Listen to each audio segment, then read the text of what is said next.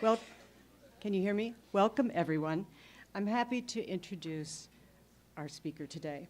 Caleb Brown is a prolific illustrator and author whose work combines fanciful humor, rich color, and character design. He has illustrated 18 children's books, 10 of which he wrote as well as illustrated, including Polka Bats and Octopus Slacks, Flamingos on the Road, and We Go Together. His interior and cover art has been represented in major publications such as Time, Rolling Stone, and The New Yorker. He has created artwork and lettering for advertising and promotional materials for the music industry and television's most notable companies such as Nickelodeon, MTV, Virgin Records, and Sony Music. His characters and backgrounds have been commissioned for the TV Guide channel, and his portfolio includes commissioned murals, packaging, and promotional materials for Coca-Cola, United Airlines, Adidas, Target, and Levi Strauss, to name just a few examples from his client list. I'm looking forward to hearing, through his experience, the range of ideas and themes created in the illustration field. We have 15 minutes for questions at the end of Caleb's talk, so please join me in welcoming Caleb Brown.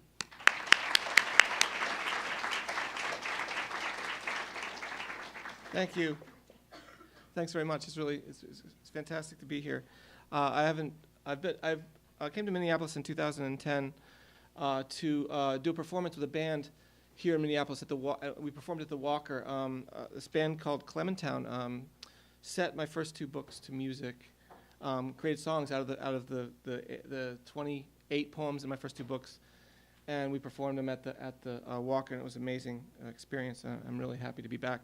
It's a warmer too now. I came in January last time, and I was walking around the street in the morning and dying, and I was wondering, why is there no one else on the street? And I look up, and everybody's walking between buildings here. I was like looking down at me like, what's this guy, this nut doing outside? It's below zero. I love talking to illustration students and at art schools, because oftentimes when I think a lot of you guys are probably looking forward, at least those of you that are close to graduating and thinking about looking ahead, and I find myself when I'm at school thinking back to my experiences at school and decisions I made, things that happened after I graduated, things that I did in school. So I want to start with some student work, embarrassing student work. I had a really difficult time with the conceptual side of I had decided I wanted to be an editorial illustrator, but I really had no clue how to generate a specific image that solved the problem and was appropriate for a subject matter. And I was also had my heroes, like in sophomore year especially, I had my heroes, and I had a really difficult time separating my work itself from my admiration for certain artists, and probably chief among them was Gary Panter, who I'm sure many of you know. He was sort of doing everything I wanted to do. His work was very edgy. He worked for Raw. Worked and designed stuff for Pee Wee's Playhouse, and he's known very much for this scritchy line. I think he called it this scratchy, searching, carved line, and everything I did seemed to have that line in it. I couldn't get away from it. I loved his work, but I wanted to create something that had my own voice. And I was having a really difficult time getting away from this certain way of drawing where I like kind of carving the line out, and everything to me looked like Gary Panter's line. I was going crazy. And I did some pieces in pastel, and I said, I can't get a material that's more different than Gary Panter's ink line than pastel, sort of soft and colorful. And I did this drawing, and I was really happy with it. Oh, this is starting to feel like something. So I'm starting, despite how weird it is, starting to feel like something that's my own. And I took it to the head of the department, Phil Hayes, the late, great Phil Hayes, and showed it to him. And he was really very often, very inoften, didn't have a cigarette in his mouth, so he was always smoking. And he looked at it and he said, I love it. Looks like Gary Panter. I was like, oh, God damn it. And so this is a piece maybe later on that to me started to look like an illustration, despite everything I did was kind of improvised. And even when I was taking an editorial illustration class, I tried to cheat. So Lou Beach, my teacher, would give us an editorial assignment to approach every week, and I just couldn't go from subject matter to generating specific imagery. What I did was draw and then try to pull some meaning out of it. So I think I tried to voice this piece off as like, yeah, it's about identity and trying to forge a new path in the in a psychological landscape. So, and it's like, no, that's bullshit. You just made this up, you know. So yes, I did this drawing of a dog and a telephone, and it's about aggressive telemarketing. Yeah, it is. I created it just for that. So I had a difficult time with that, and in some ways I still do, always have. But so the first portfolio I generated out of school was kind of odd.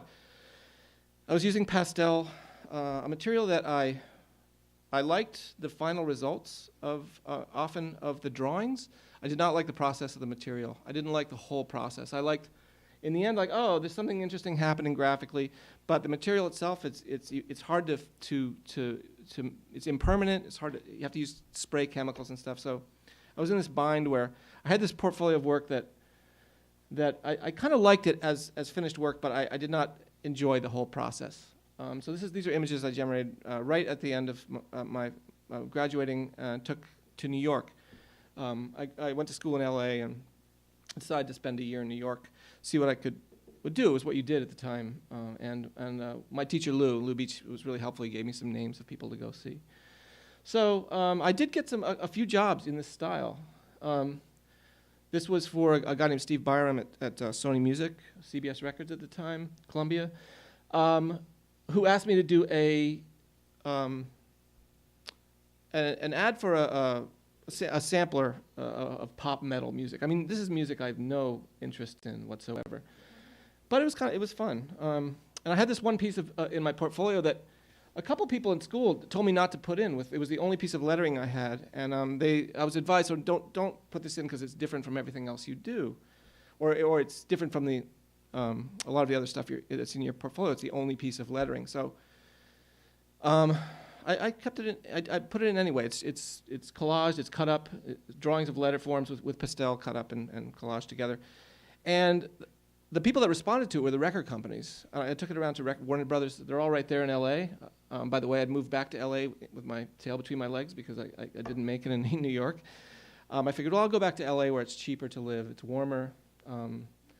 There's a little less there was quite a bit less competition in LA for illustration. There's a lot of designers and stuff, and there was a lot of work around the film industry, but not that many illustrators at the time. So everybody went to New York. So I started getting some jobs for record companies in this weird style of doing these large letter forms in pastel, chopping them up, creating backgrounds with paint and collaging them together, which was quite fun and actually paid fairly well. But they were still pretty scarce. I'd get one job every once in a while. But it was a lot of fun. I loved going to the lots of let's say Warner Brothers and there was a really robust design department and everything. It was a lot of fun to sort of interact with people and go and hang out there and stuff. So these are what the letter forms look like. They were about this big, each letter drawn with pastel, and then a really kind of weird process. But I decided that what I should do is, I wasn't really making it, I couldn't quite make a living, I couldn't really quite get by, so what I decided to do, I will work in the animation field. I have no idea how to do that, but there was lots of animation studios in LA, so I didn't know anything about it, about character design, but character design seemed like the funnest thing to do in animation, so I'll do some character designs and then send them out. And the way I thought it worked, like someone would say in my wildest fantasies, "Oh, these are incredible. We'll create a show around this guy or this guy, this alcoholic baseball player. This is amazing. It was going to stop the presses." I really didn't understand how things work, but I did send them out. It's a vengeful Christian superhero. These were just improvised. This is what I thought animation characters looked like. So, no one called me back, but I did get the opportunity to take a test at The Simpsons, and they liked them enough to, I guess, think I might be able to do background layout or something. So I took a layout test for The Simpsons, struggled over it for 2 weeks, And I felt it was like my fallback. Like I've got this in the bag. This is so easy to draw these simple cartoon characters, which I didn't really understand, and I didn't get the job. And I often think about what would have happened if I had gotten that job, and the kind of security that type of job could bring. And a lot of people that get into animation that want to do freelance, it's a trade-off. That's the security versus freedom to do what you want. And I think ultimately I didn't want to work on someone else's ideas, even though there was a lot of creativity within that. So I kept at it. And this is the first piece I did. This is about a year later after coming back from LA, and I started using different materials. I finally burned the pastels or threw them away, and started painting with acrylic paint. And this is a piece that I did that sort of brought together all the things that I was interested in at this time. The kind of tile backgrounds of Paul Klee. The way that he would, essentially I was just testing out colors. The blocks of colors just function as a background, but also a way of just playing. Paint over one, find an arrangement of colors for a background, and then paint figures over them.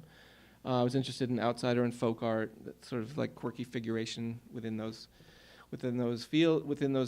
realms, and a lot of 1960s children's book illustrators like Sasek, the guy who did those This Is New York books, and that beautiful kind of balance between good drawing and bad drawing, and where does that lie? So I got that little piece in the New Yorker. This was just a generic little piece in the New Yorker, and I got so much work from it. Sometimes people try to rope you into doing artwork and say, oh, you'll get exposure. I can't pay you, but you'll get exposure. There are times when certain places where, I was probably paid $200, so it was not a lot of money, but there are places where exposure can mean something, and there still is in terms of editorial work. The New Yorker still is a place, I think, where your work is seen. Nautilus magazine, I don't know if you know Nautilus, Lucky Peach, and Sujin Bazelli's magazine's planned sponsor, and the other ones that she art directs are a place where people look, and people that hire illustrators look. So that exposure kind of means something.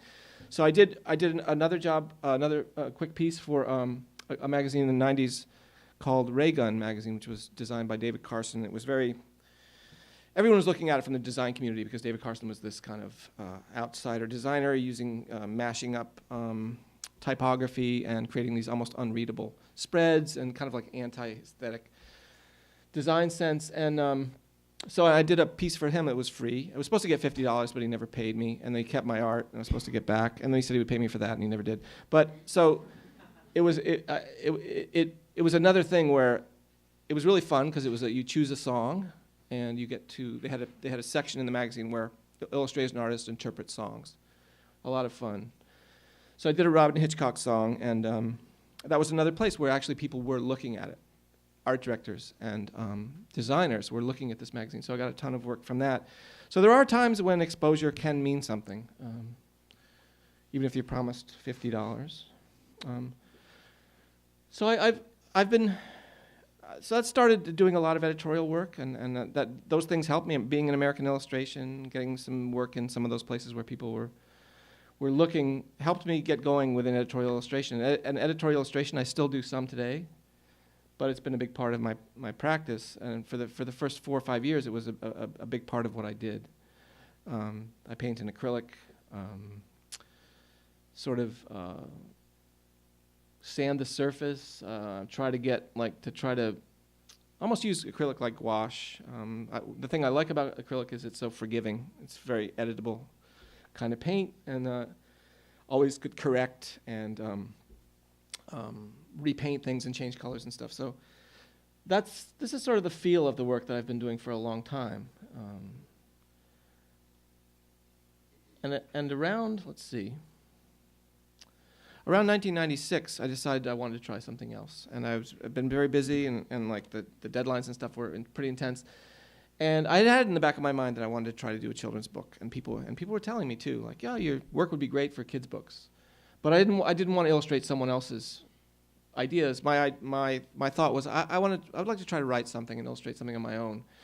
And I took a trip. I got out of town for 6 weeks, traveled. I went to India, some sketchbooks, and just sort of chilled out and traveled around and tried to give myself the goal of coming back with a book dummy, regardless of what it was. And I started to write these rhyming, rather than kind of trying to write a story with a whole arc and a consistent character. I found that I had this sort of like feel for writing in rhyme, and these short little.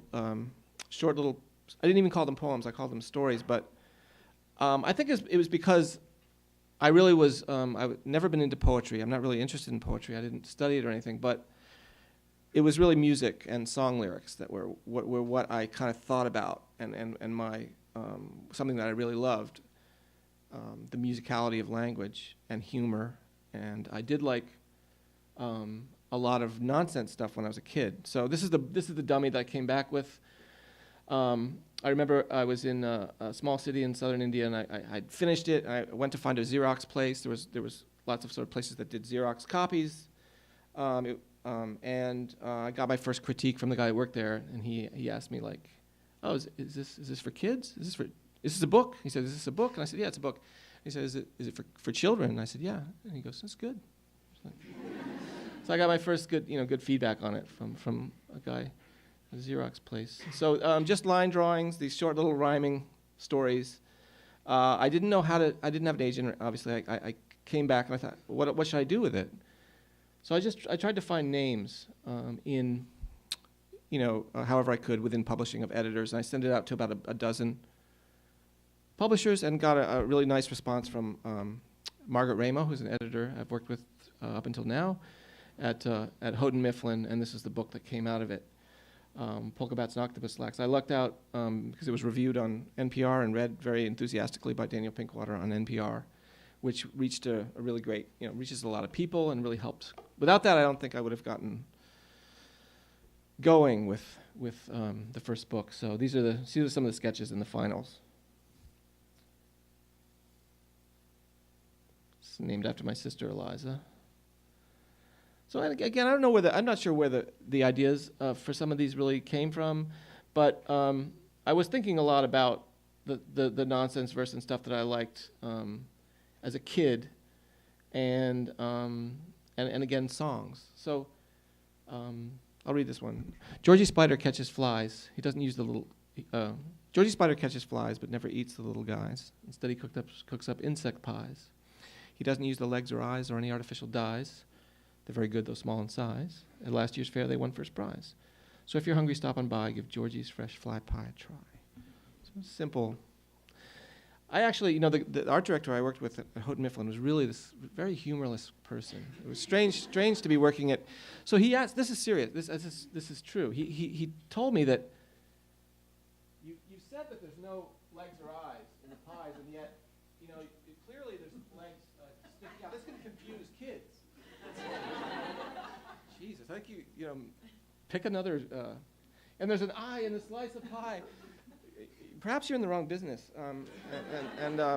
And so I said, no, it's humor. It's supposed to be fun for kids to notice that the quality control was not up. So, about a guy who drives around selling shampoo in a bathtub. So there's a sketch of a surfer out in the desert. And I think these ideas partially come from just putting things on top of other things, say, or drawing a line here. Let's see. There was one about a tightrope traffic jam. It's just really putting figures on top of other things in a drawing, stacking forms.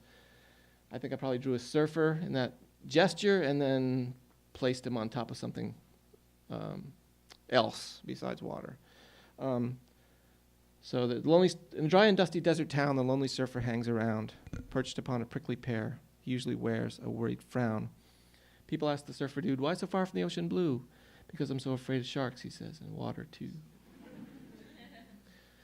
I really thought a lot about when I was trying to write this and put this together. I thought about what did I love when I was a kid? What made me want to be an artist, to draw? And what really pulled me in. And I loved Dr. Seuss, but some of his books, the more plotted books, Horton Hears a Who, The Cat in the Hat, were not my favorites. The ones I loved were the weirder ones.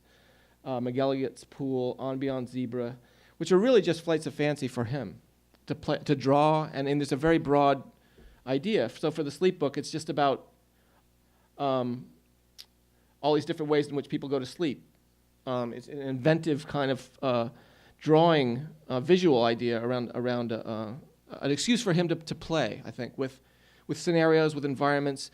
And the thing that I remember vividly as a kid is, I want to live here. I want to live in this world where everything seems to make sense, given the world he's established, where the instruments, where the furniture, where the houses, where the plants, where the people, where the clothes are all made of the same stuff, and it's really wonderful stuff. And I remember that just so vividly of just wanting to look at every detail, wanting to understand it, wanting to live in this place. And so this idea of creating a whole world rather than just a story is something that's really stuck with me, and I've tried to do. This is my homage, in a way, to Seuss. I took another trip to India, and I couldn't come up with any ideas. I had a bad reaction to my cholera medicine. I was like all up, anxious and weirded out.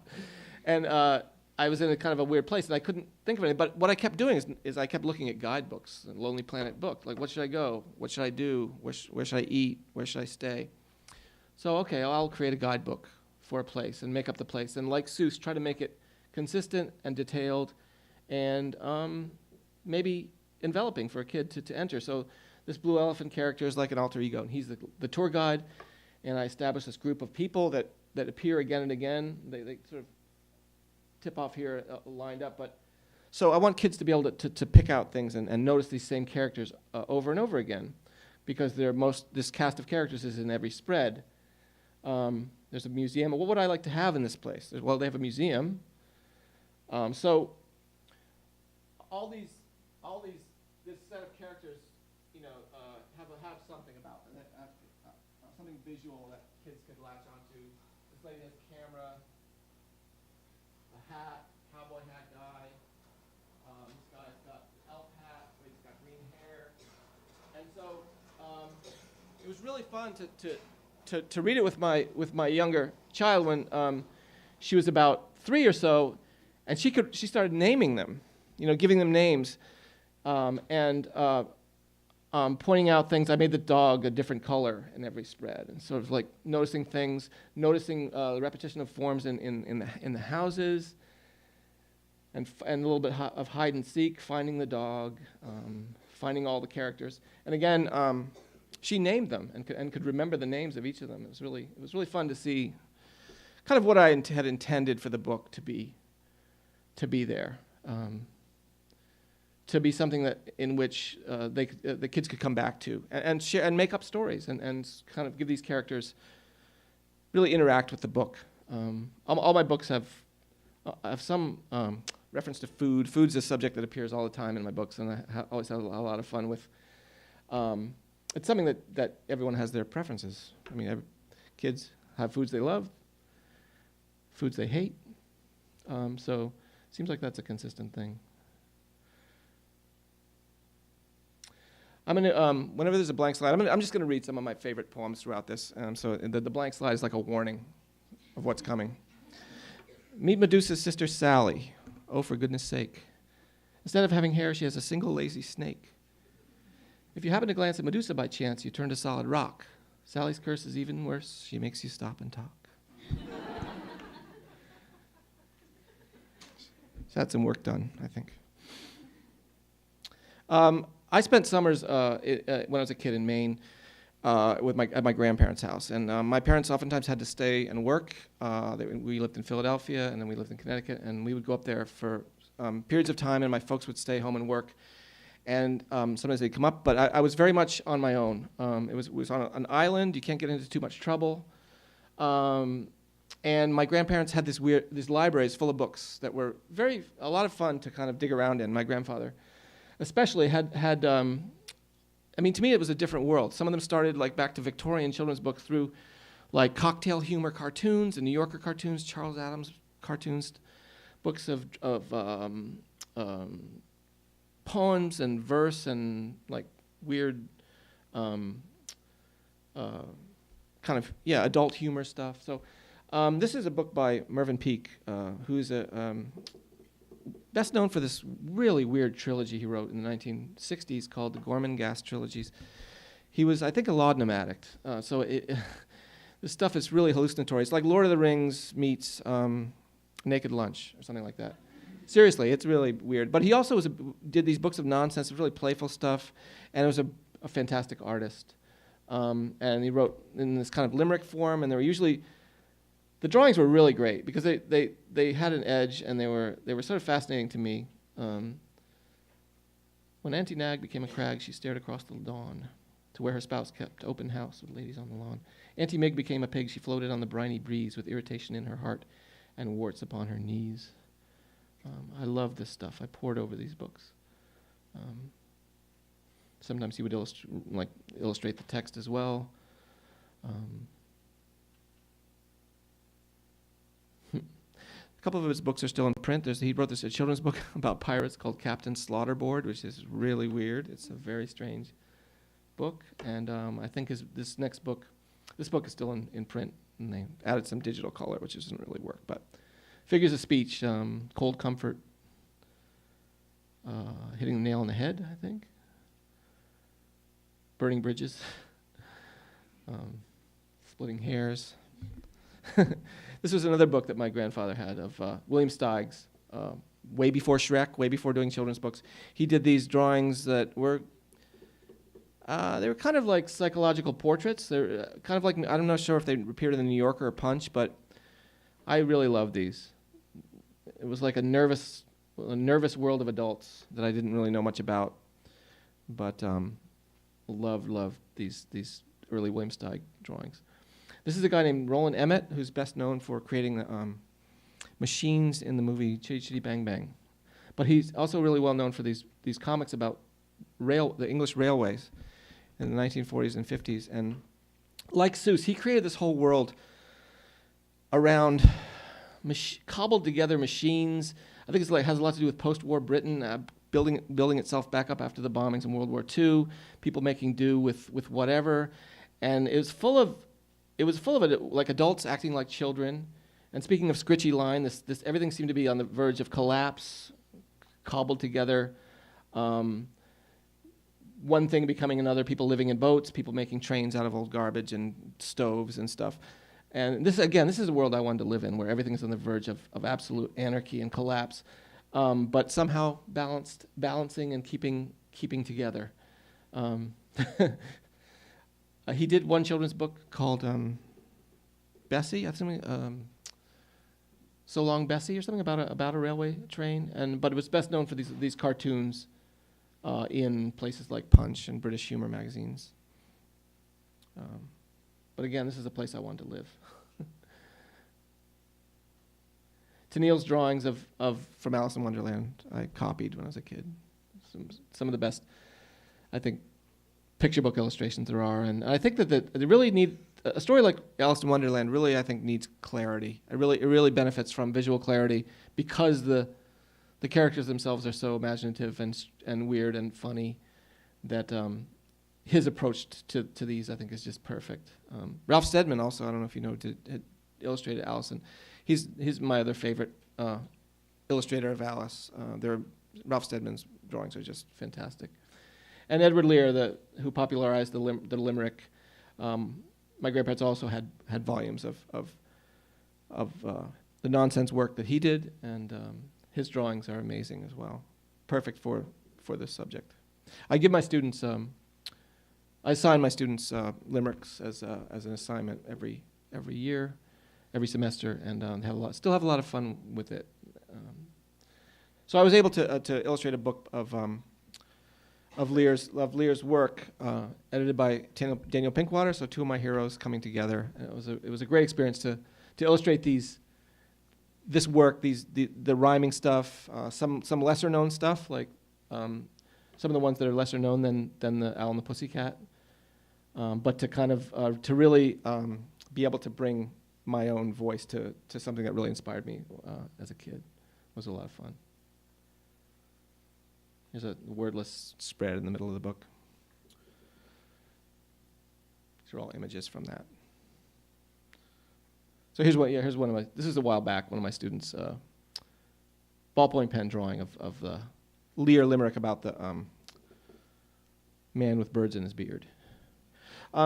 I don't know if when I was in LA, periodically they would have what they were called paper fairs. It basically swap meets for old paper ephemera, from greeting cards to posters to board games and stuff like that. So I would go. They would happen. It seems like 3 times a year or so in Pasadena or in LA, and I would go with a notebook and a camera and buy a few things. And what I loved was were these. I think these are cigarette cards or something from, I don't know, turn of the century. But I loved that some of them suggest stories, and sometimes I would write about, collect a few, take pictures, and write about, like as a writing exercise, what's going on in these, in some of these images. I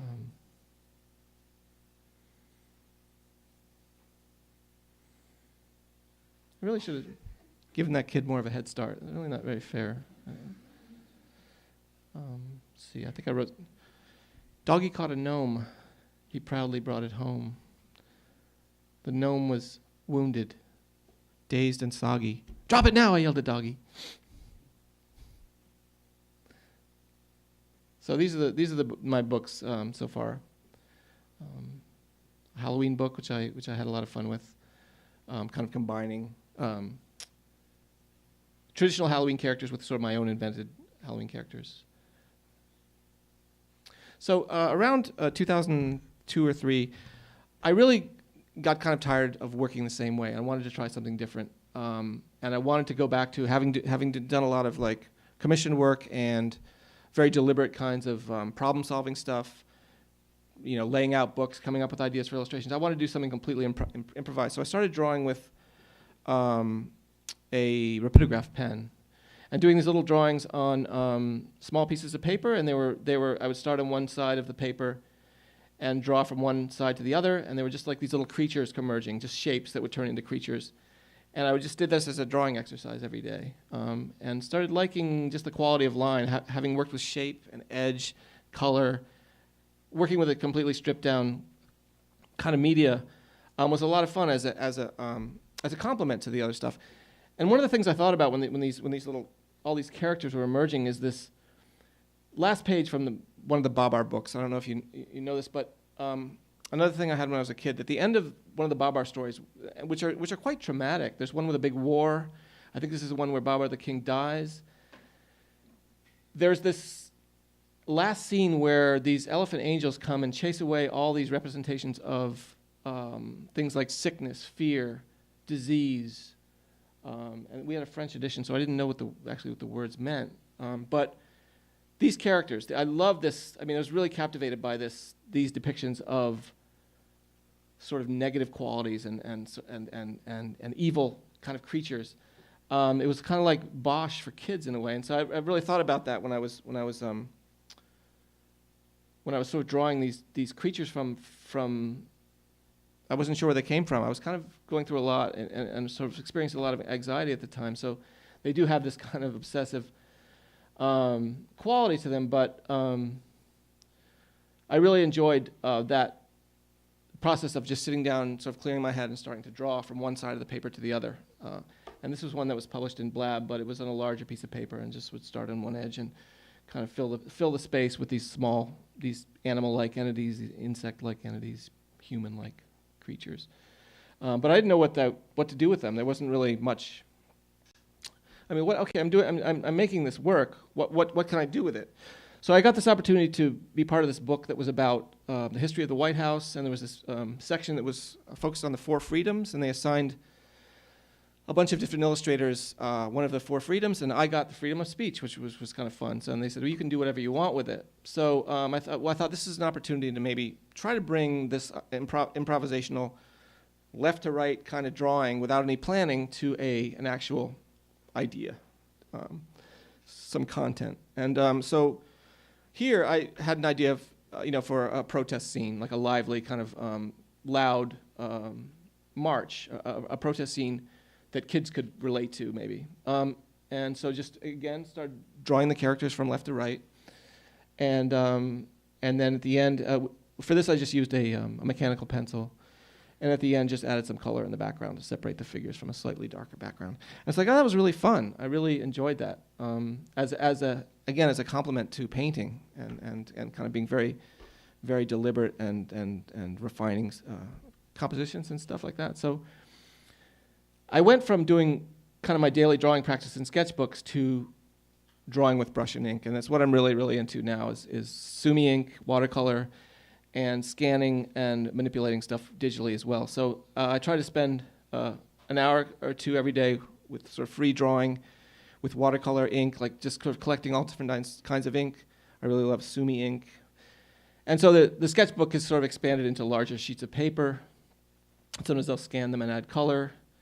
But again, like the pleasure that I get from ink on paper and using a brush now is kind of like I really feel sort of energized again in the way that harkens back to the way I felt when I first started making things kind of work in some ways with paint.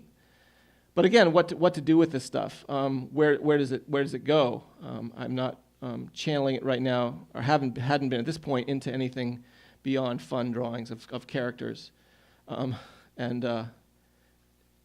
just getting into the feel of brush on paper and adding color and stuff. So I eat my beans with lots of lard, the kind without the pork. But here's the rub: this tasty grub just slides right off my fork. So I found a little ladle and a handle from a hatchet. Several feet of wire were required to attach it. For eating slippery lima beans, nothing else can match it. Here it is.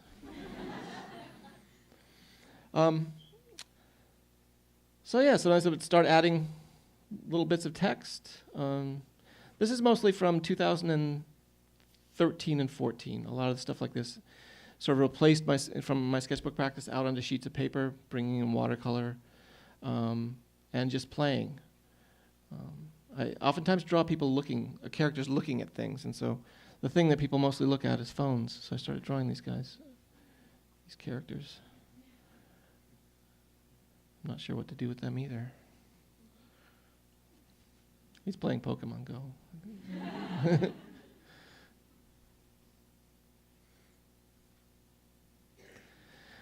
This is a poem from my first book about snails, and when I signed the book, I draw a little snail for kids. When I sign it for kids or parents, I draw a little snail along with my signature. I had to do it sort of quickly, and I got tired of drawing them the same way, so I started drawing the snails in the books sort of differently and trying to keep it fun. So I started drawing this series of snails that came out of signing the books, but I really liked bouncing back and forth between a kind of a consistent form, using pattern and decorative aspects, but also trying to create a state of mind in some of them, or a character, or a expression.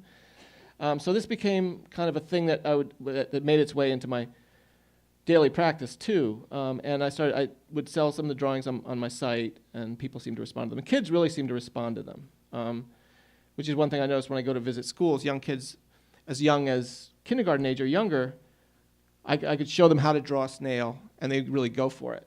Even little kids, they could master these forms, put them together, and then make an animal creature or something, and then sometimes write a little poem about it. So these are just some from kids that have sent me or I've gotten from school visits. It's a Batman snail. He's a vomiting fire. An Elvis snail. This is pretty cool that a kid knows who Elvis is, like a third grader or something. It's a bank robber snail. So what to do with this? I had sort of continuing it as part of my daily practice, and I really liked sort of the invention and just a fun thing to do, a doodling kind of thing.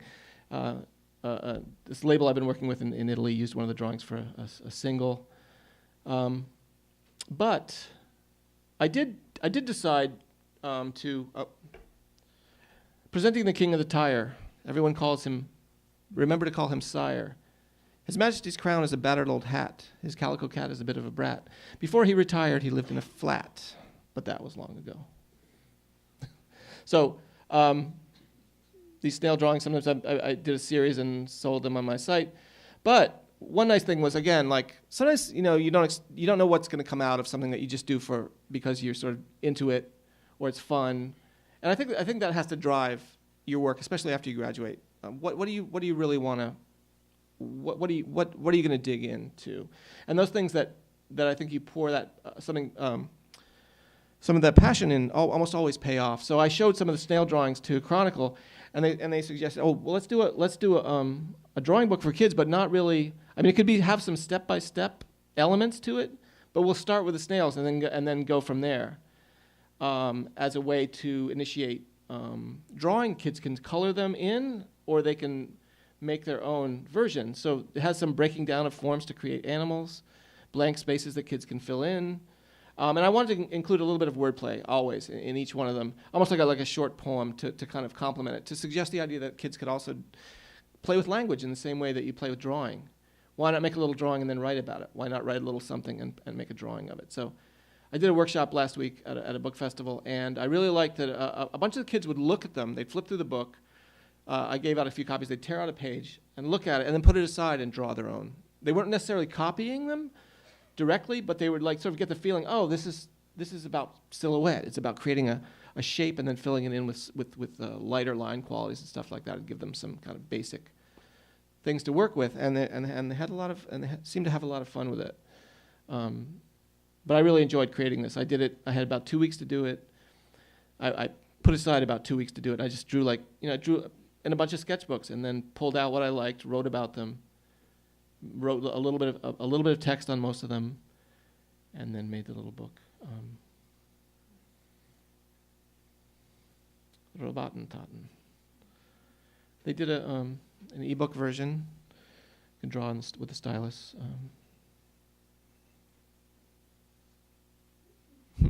Kids' drawings are always way better than mine.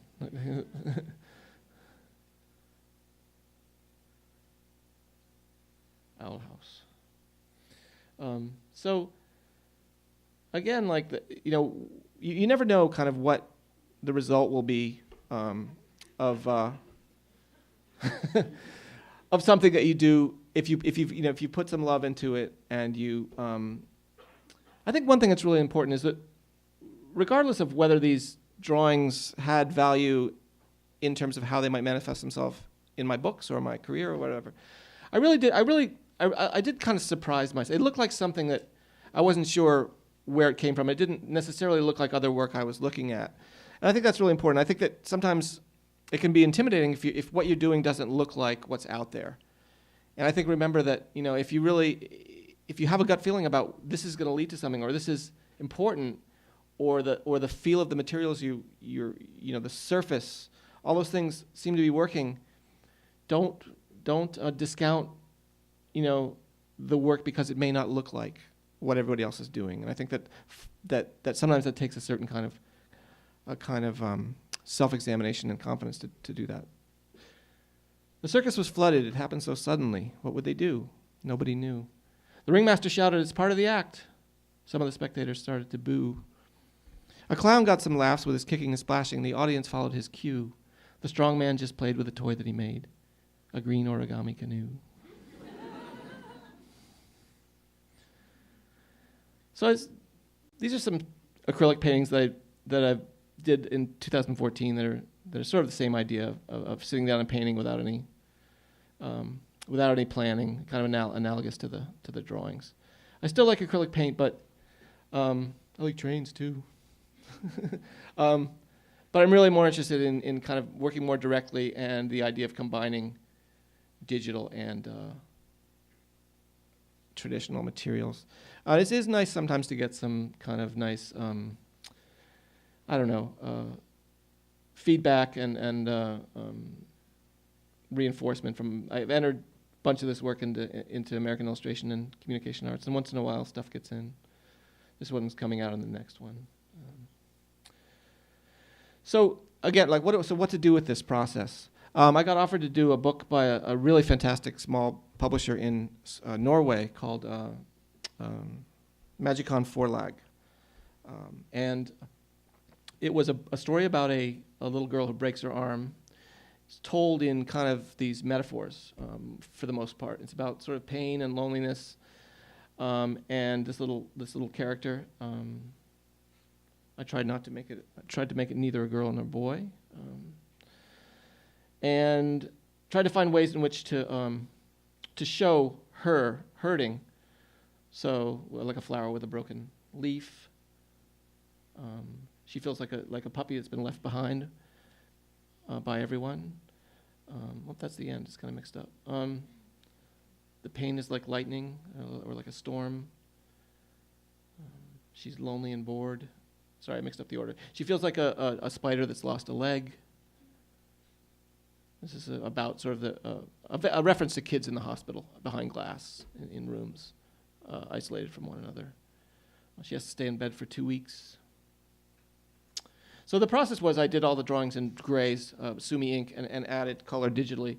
It was very freeing for me to not think about color until the digital stage. And the publisher just assumed everything was watercolor, didn't care one way or another, but assumed I had just done it with watercolor. So I like that freedom of being able to do the drawings and thinking just about value and surface and stuff, and then add color later. So that was a lot of fun and opened up a lot of possibilities for me that to bring to the way I work with books. She feels like a bird that's flown into a window, broken a wing. So I'm just going to show a few jobs in which I did get a chance to kind of bring this new way of working into actually paying gigs. This was a poster and a T-shirt for a music festival in Mexico City called Corona Capital, like kind of I don't know, Coachella in a way, huge concert. So in exchange for doing this, they flew me down, and I got to sign shirts and hang out and go to the festival, which was a lot of fun.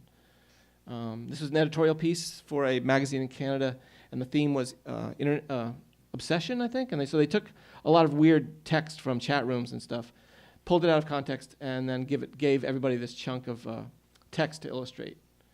And oftentimes they're kind of really convoluted and weird, but I like this one about Dracula floating.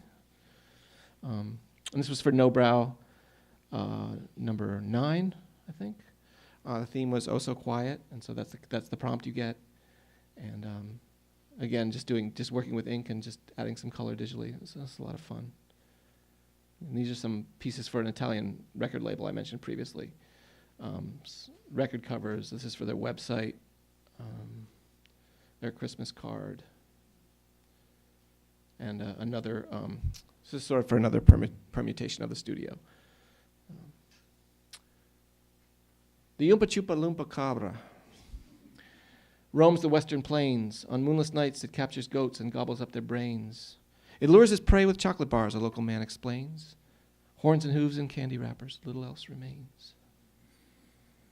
So I didn't want to show the Oompa Chupa Loompa Cabra, but that's definitely its shadow there on the right, with the bob hairdo. And how are we doing for time? 10 minutes? Okay. And then we'll have 15 minutes after. Okay, so why don't I wrap it up? This is a poem called Harriet Beecher's Toe. Harriet Beecher's toe. On the day she was buried, it started to grow. Rapidly swelling and doubling its size, it toppled her tombstone, but here's the surprise. This toe was quite dainty when she was a girl, a delicate pinky the size of a pearl. Now it's enormous, a towering sphere. If you look over there, you can see it from here. Thank you very much. I've brought books if you'd like to look at them. And if we have time, I can answer some questions as well, if you'd like. Thank you very much.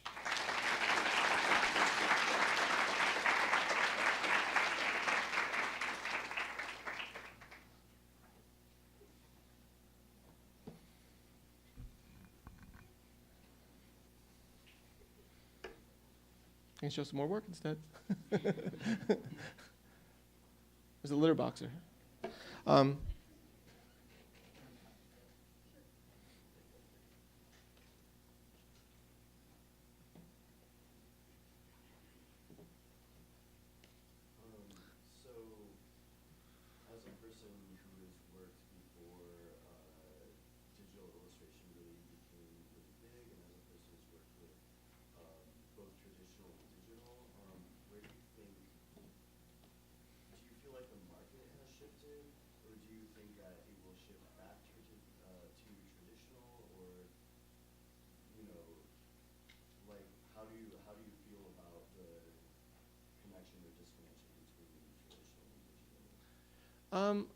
I don't see it. I don't see. I mean, I still think it's for most kinds of illustration, it doesn't matter how it's created, but certainly for the functionality and practicality of, say, working in concept art, you just have to be able to work digitally because it's part of the process of creating work to get ready for animation. I mean, there's things that have happened digitally, which with the digital tools that have really helped speed up the process for people. I know a lot of editorial illustrators. The fees for editorial illustration have stayed the same or dropped a little over the last 20 years. But so I think digital processes allow, in part, a way to, whether you mix it with traditional or not, a way for you to create images quickly, to be able to edit them. Editors and art directors love the fact that, could we move this a little bit? When you're working traditionally, it's much more difficult to edit things and make changes. So the practicality of those aspects make working digitally appealing for art directors sometimes, to make slight color shifts and stuff like that, to do some slight editing. Of course, delivering the work. I remember when it became necessary to get a scanner and deliver your own work, edit it, be able to color correct it and edit it, and give them something print ready. That fell on the illustrator and saved publications and design firms a lot of money oftentimes. So digital technology came into play there. But I think there's certainly many people who work traditionally but still use digital means as a way to edit, to kind of add color. So I don't think it's, I know plenty of illustrators that work completely traditionally. Mark Ulrichs and some of the people doing New Yorker covers still work with watercolor and ink. I mean, I think it really, you should be able to create an interesting image with a pencil. Like if you look at some of the best known character designers for animation, like Peter DeSev and Carter Goodrich, they can make a stunning image with a pencil, and that's what they're hired for. The design of the characters, they may take those into, those go into the digital realm after they've designed them. But I still think if you can draw and you should be able to create something that's also compelling with just a pencil or a pen.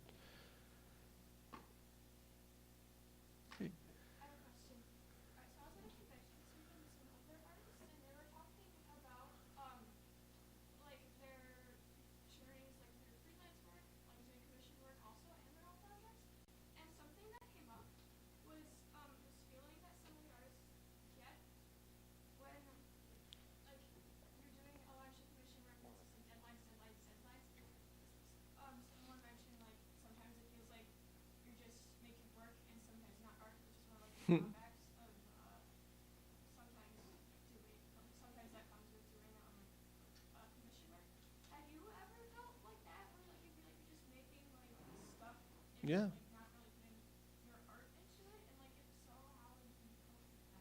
Yeah, that really happened after doing editorial work and other kinds of work for about 4 years, and the deadlines, and there was like a range of creativity within them. I mean, sometimes I felt like, I can really sort of like bring something interesting to this in terms of like color or creating a space or,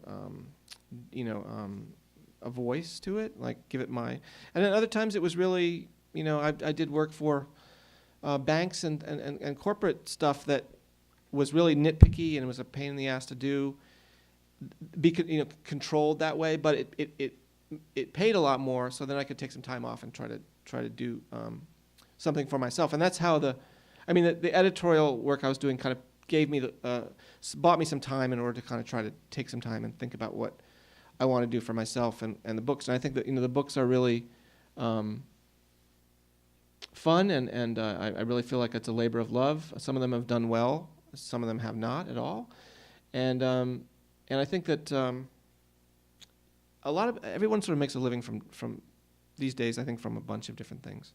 So for me, it's teaching, it's my books, it's some editorial work and other commissioned work, it's speaking, going to libraries and schools and working with kids and workshops and stuff like that. So most people I know, like many of them who may have made a living almost completely from editorial illustration in the 90s and 2000s, now do a bunch of different things. But I know what you're saying. It is sometimes like you feel like, who am I really working? Who's this for? Like I do something for a magazine about some subject I didn't care about, and then it's going to be recycled in a couple weeks. But then there were other times where I got to work on things that I thought were meaningful, even if they were commissioned. Like I worked for the Southern Poverty Law Center doing a poster about diversity and tolerance aimed at kids. And so oftentimes there's, there are commission jobs that have some meaning for you and you can really kind of get into. And that's really nice when that happens. That they want you for what you do and your voice and your work, and it also serves something that's more than just like a company or something.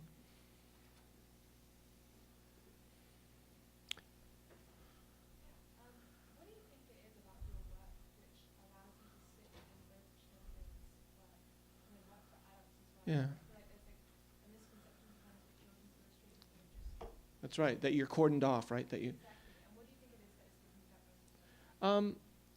There's a number of people I think that I mean, I can think of many that can do that. And there is part of the sort of collapse, as it were, of editorial illustration as a really viable thing to do just by itself. Magazines in the late 90s and early 2000s really fell because of the web and everything. A lot of editorial illustrators went to children's books. And I mean, some were more successful than others, but I think I don't know. I think you have to keep your audience in mind. I try to retain an edge in my work, even if it's really like I want it to be about color, I want it to be about imagination and character, and really be really fun. But like when I was little, I wanted something with a bit of an edge. I didn't like stuff that was too cute. So I mean, I think it's almost not something that I was really that conscious of in terms of like, oh, I'm gonna do this completely differently because I'm working on a children's book from doing an editorial article. But I don't know. I think it's different for every artist, but I think that picture books are really, they have been in a really pretty interesting place. And I think that people predicted, the picture book's going to be dead when people predicted everything's going to be on an iPad and print will be dead. And children's books in print are coming back. And there's just so much beautiful, such lovely work being done. And, so many great, people are making transitions from like comics to Kate Beaton, I think, did the Princess and the Pony book, and there's like the sense of humor is sort of the same. I mean, but I think it's being sensitive to what is appropriate and what kids really love. I mean, I think there's a lot of children's books out there they're really for parents and teachers and librarians. They're not for kids. I mean, they like them. Whether the kids like them is another story. But it's a whole. I mean, it's a whole ecosystem, the world of children's books, between critics and librarians and bloggers and publishers and agents, and it's quite complex. But but many have made that transition, and many still do both children's books and other kinds of work. But it's hard to pin down exactly what it is. I think you'd have to keep in mind, like, try to think about what you would like when you're a kid and the kinds of things that you like.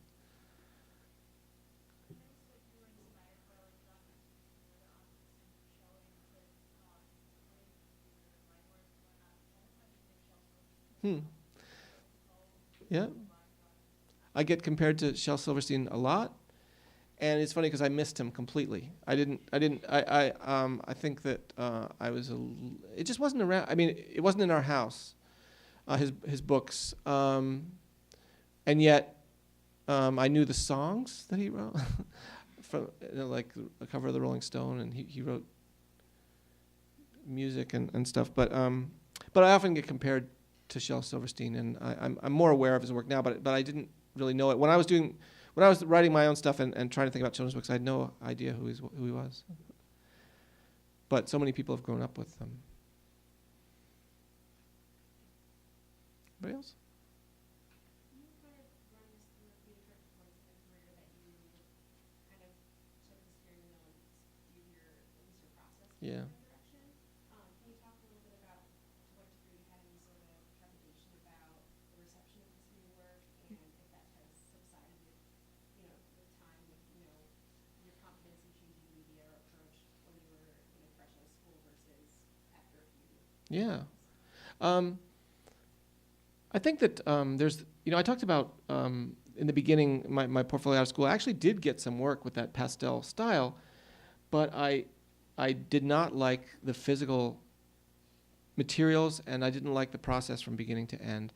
And so that, I mean, I could have perhaps stayed with it for a while longer and maybe seeing if I got more work, but I think there's this thing where you get tired of the same thing, the same materials and the same process, and I kind of got to that point with acrylic paint.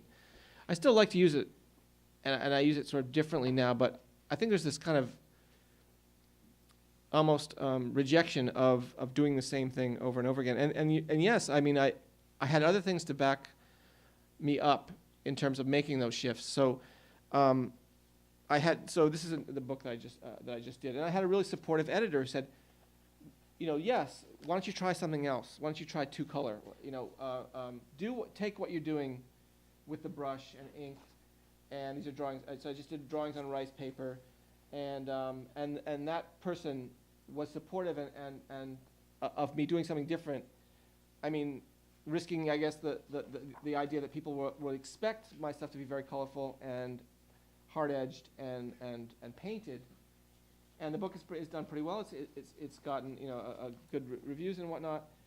And I just really love doing it and just doing these drawings with sumi ink on a sort of textured rice paper, and then adding that second blue color digitally.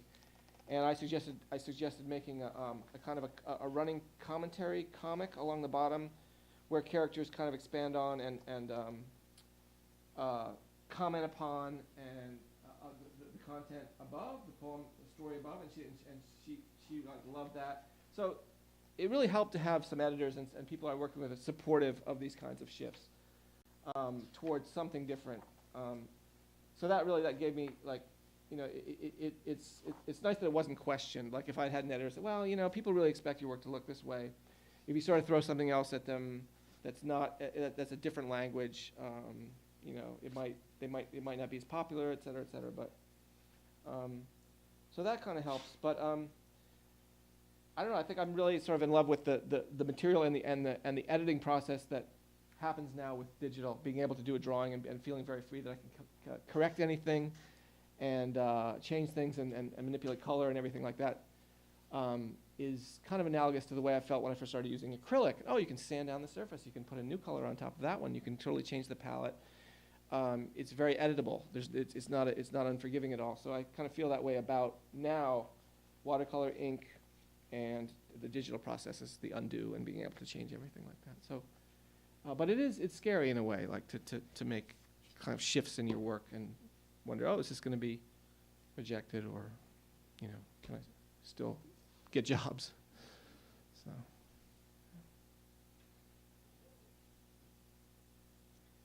All right, well, thanks everyone.